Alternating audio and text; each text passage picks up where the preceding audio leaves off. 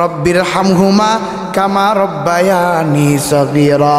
ও দয়ার আল্লাহ, ও দয়ার মালিক, আমাদেরকে মা বাবায় যেইভাবে লালন করছে, যেইভাবে পালন করছে, আজকে আপনি কুদরতের হাতের মধ্যে উঠায় নেন। যাদের মা দুনিয়া থেকে চলে গেছে, যাদের বাবাই জমিন থেকে বিদায় নিয়ে চলে গেছে, বাবার কবরের সামনে দাঁড়াইয়া এরে সন্তান একটু বাবার জন্য দোয়া করো না।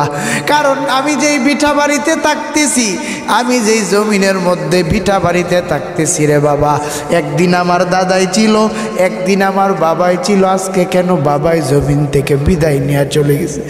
আর একটা সন্তানের জন্য বাবা এত কষ্ট করে করে সন্তানের জন্য জিন্দেগি যাপন করতেন। আমি আমারটাই বলি, আমার বাবারে আমি জীবনভর দেখেছি এত কষ্ট করতেন। আমি অনেক বড় ফ্যামিলির থেকে আসলাম এমনটা না, একেবারে নিম্নমানের মধ্যবিত্ত ঘরের সন্তান। বাবার জিন্দেগিতে এত কষ্ট করেছেন। মানুষের বাড়িতে ফসলের জমিতে কাজ করে করে সংসার চালাইতেন। আমার বাবা এমন একজন মানুষ ছিলেন, একেবারে সমাজের মধ্যে সরল সোজাভাবে জিন্দেগি যাপন করতেন। কেউ যদি তারে গালি দিতেন, সে ভাই মাথা পিঠ হাতাইয়া চলে আসতেন।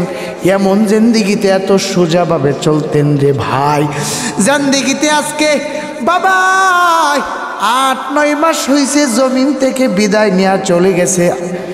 জানি না ও দয়ার মালিক কবরের মধ্যে কি হালাত, তবে তোমার কাছে কমতি নাই, তোমার জানার বাকি নাই রে আল্লাহ। তুমি এই কবরটারে জান্নাতের বাগিচা বানায় দাও। আরে সন্তানেরা, মা বাবার জন্য দোয়া করা, রব্বির হামহুমা কামা রব্বায়ানি সগীরা। কারণ মা বাবাই জিন্দেগিতে অনেক কষ্ট করেছেন একটা সন্তানকে মানুষ বানানোর জন্য। এই জন্য সন্তানরা মা বাবার জন্য দোয়া করবা। ও দয়ার আল্লাহ, যেইভাবে আমাদেরকে মা বাবাই লালন পালন করছে, আজকে আপনি কুদরতের হাতে তাদেরকে উঠায় নেন। আপনি তাদের প্রতি রহম করুন, দয়া করুন।